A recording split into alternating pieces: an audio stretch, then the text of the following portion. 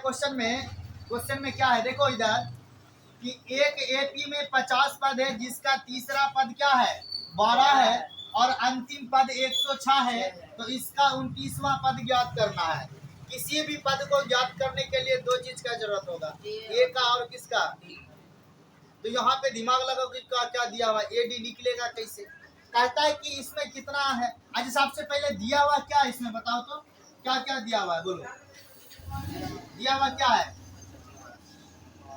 पद तीसरा पद दिया हुआ है कितना 12, यानी ए 3 बराबर कितना दिया हुआ है 12 दिया हुआ है। और क्या दिया हुआ है, अंतिम पद कितना है 106 है।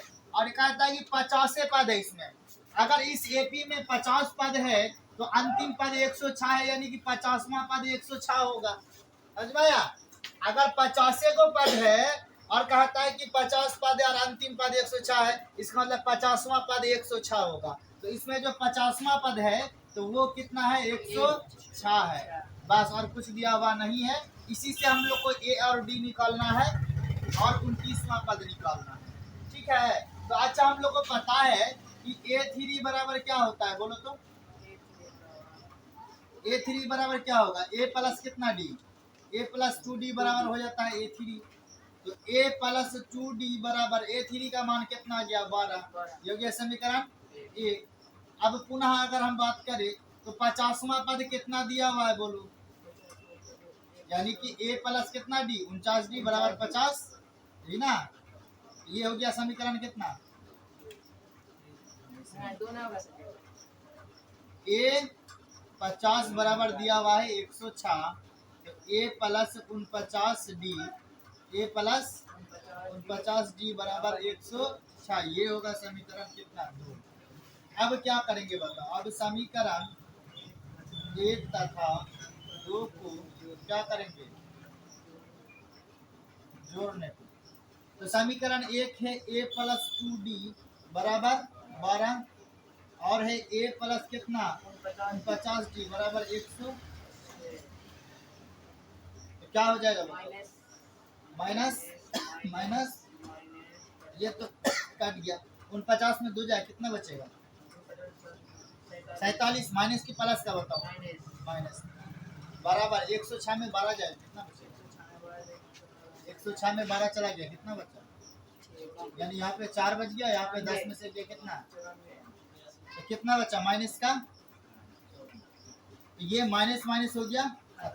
अच्छा 47 डी होगा यहाँ, तो डी बराबर क्या आ जाएगा 94 बटे कितना 47। तो डी का मान आ गया अपना कितना,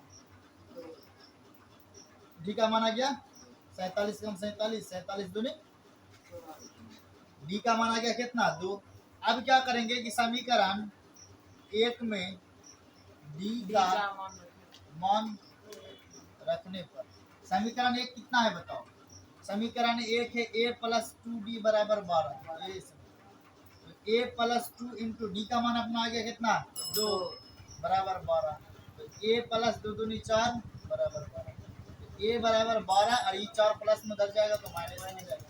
A बराबर आ गया कितना, अपने पास A भी हो गया, अपने पास D भी हो गया, तो कौन सा पद बताओ 29वां पद। बोला है कि 29वां पद निकालना है, तो 29वां पद का सूत्र क्या होगा बताओ, 29वां पद का A plus 28, A plus 28, A का मान कितना है बताओ, A का मान 8 प्लस 28 गुना D का मान कितना है, D का मान यहाँ पे 2, तो 8 हो गया प्लस 28 दूनी कितना